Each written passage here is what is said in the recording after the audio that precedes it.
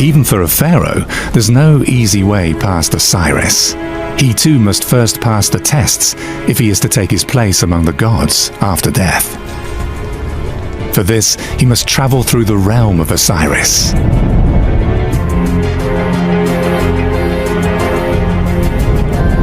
The pictures on the walls of his tomb are supposed to help him on this journey.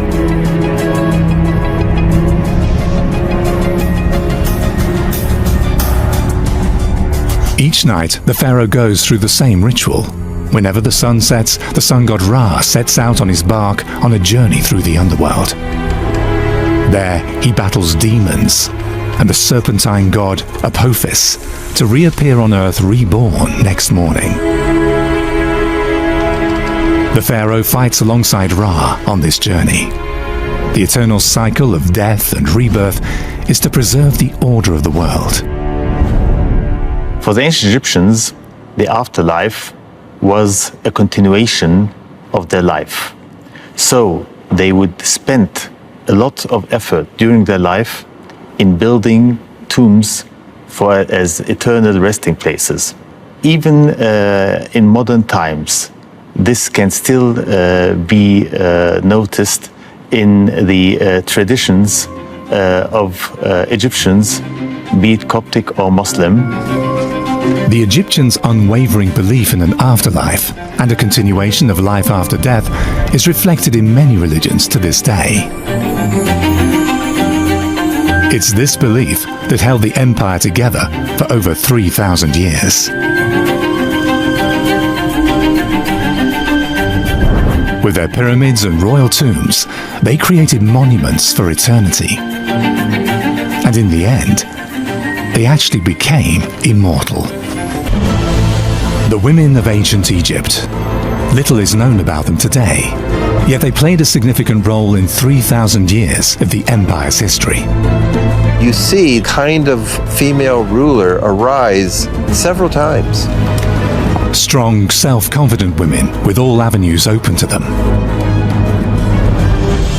Their self-confidence impresses their contemporaries. This is their story.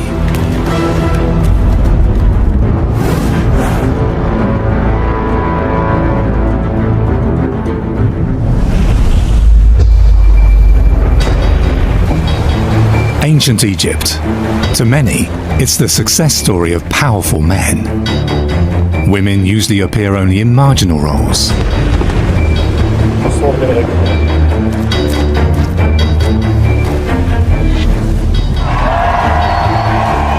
Yet one of ancient Egypt's most famous figures isn't a man, but a woman, Cleopatra.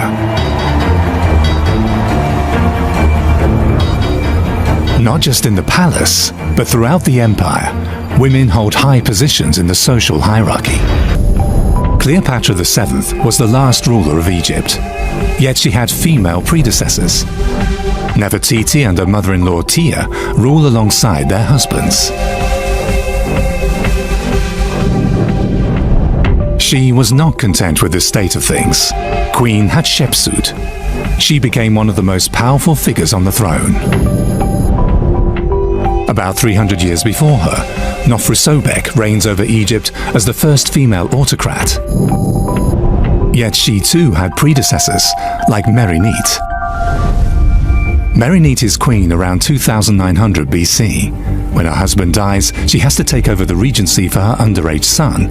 In doing so, she secures the pharaonic throne for him. He must have been very thankful for that, because he builds for her a magnificent tomb near the tomb of the other rulers of that time in Abydos. For women in general, Merinete is one of the first ladies in ancient Egypt to rule the country.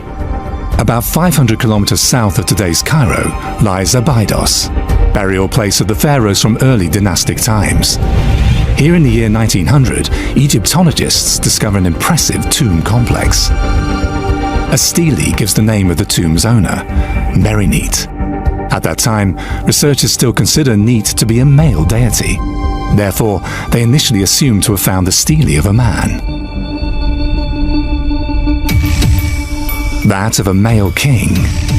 For the size of the complex is in no way inferior to tombs of other kings. In the center of the complex is a room with a wooden shrine. Around this burial chamber are grouped 8 storerooms, which in turn are surrounded by 41 secondary tombs. The Queen obviously did not go alone to the realm of the dead.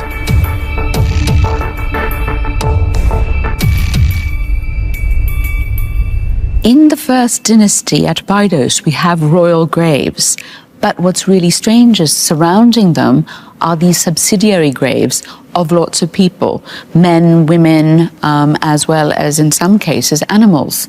And these seem to have been sacrificed, all of them, to go with the king to the afterlife. So it's like you're taking your court with you. And this only lasted for the first dynasty. The Old Kingdom begins with the 3rd dynasty. It's also called the Pyramid Age. To many, it's the greatest era in the history of ancient Egypt. Administration continues to develop and becomes a model for states around the world. Its sculptors and architects refine its unique artistic style. It's the time of Khentkaus I, a queen who seems almost forgotten.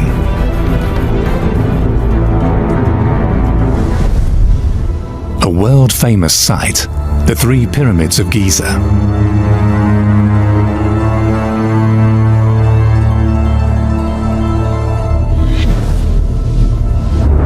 Only a stone's throw away, there's the so-called 4th pyramid of Giza. It's the tomb of Khentkaus I, a queen of whom even the ancient Egyptians told many legends.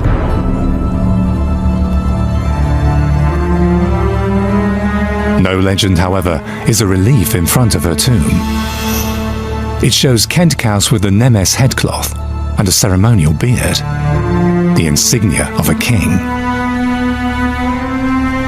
So did she in fact rule over Egypt as king? Khentkaus has a text on her tomb. It's a pyramidal tomb. It's a huge tomb. And she calls herself either the mother of 2 kings of Upper and Lower Egypt, or one way to read it is the mother of the king of Upper and Lower Egypt and king of Upper and Lower Egypt. If that's the correct reading, then she was like an early Hatshepsut, who became king in her own right. Yet, whether as ruler or regent, Khentkaus apparently wields extraordinary power during her lifetime.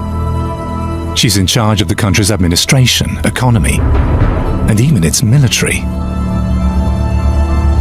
With her tomb, she erects a monument to herself demonstrating her position. Initially, the complex is planned as a rock tomb, but then her builders add a mastaba-like step, until her tomb resembles the famous step pyramid in Saqqara.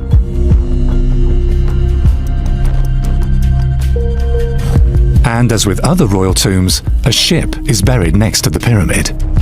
It's supposed to take Khentkaus on her journey to the afterlife.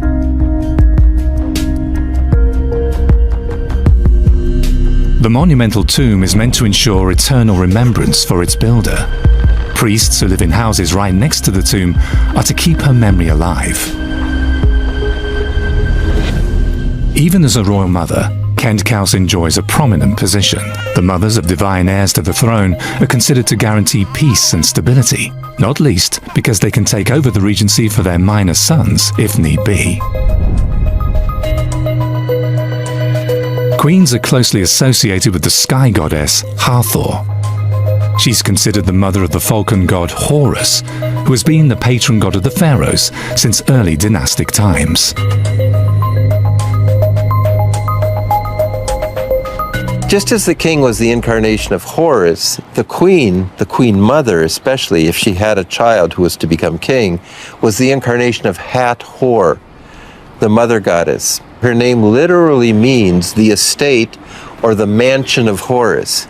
If she is the place of Horus, and she holds the potential new Horus, even just the potential for conceiving a new Horus, and Horus dies, and there's no other obvious legitimate heir to the throne, As the holder of the place of Horus, she can assume power.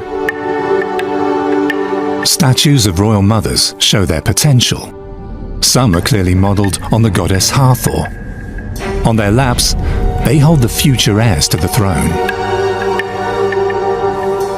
As servants to Hathor, women even conquer another male bastion, the priesthood.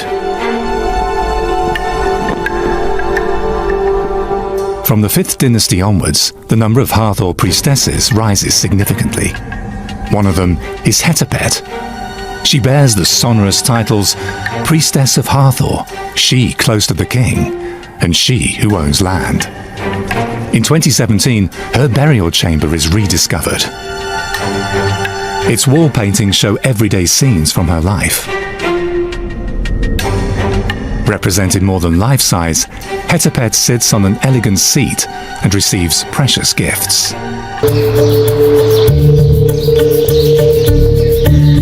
As jealous foreign rulers eyed a weakened Egypt, how could it survive successive waves of foreign attack? But Egypt had a secret weapon, a culture so strong and deep-rooted that it seduced and then absorbed all who would claim it as their own. Welcome to my story of ancient Egypt.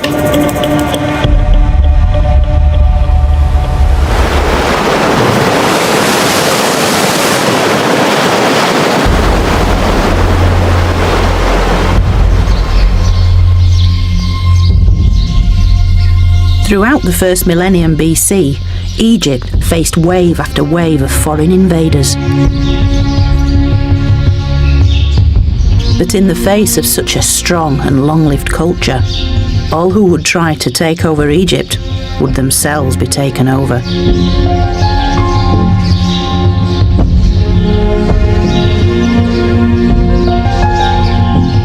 Almost 1,000 years before Cleopatra, Egypt had entered its third intermediate period, a time of political decline and vulnerability. For it's the beginning of the 22nd dynasty, around 945 BC. The priests are in charge of the south, but in the north, the vultures have started to circle, waiting for their chance to swoop, as a group of Libyan generals seize power to rule as pharaohs of a divided land.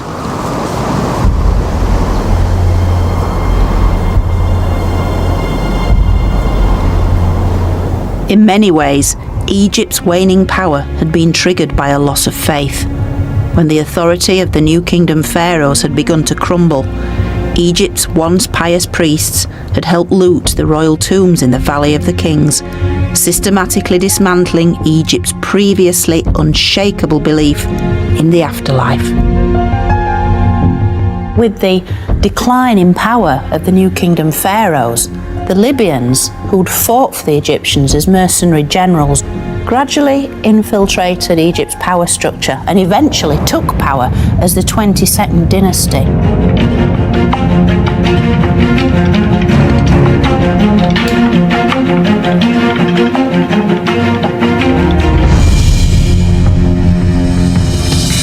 The first king of the 22nd dynasty, Sheshonq, had a number of sons who helped him keep control of Egypt, one of whom was called Nimlot, and these are the bracelets of Prince Nimlot.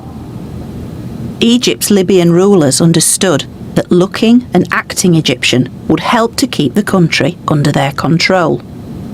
These beautiful bracelets are just a tiny fraction of the golden treasures created for Egypt's Libyan royals, who on the surface at least upheld many of Egypt's most sacred traditions. They are portraying the very small figure of the god Horus, who symbolised Egyptian kingship, shown as a young child emerging from a lotus blossom. And on either side is protected by the rearing cobras, the royal uraeus symbol.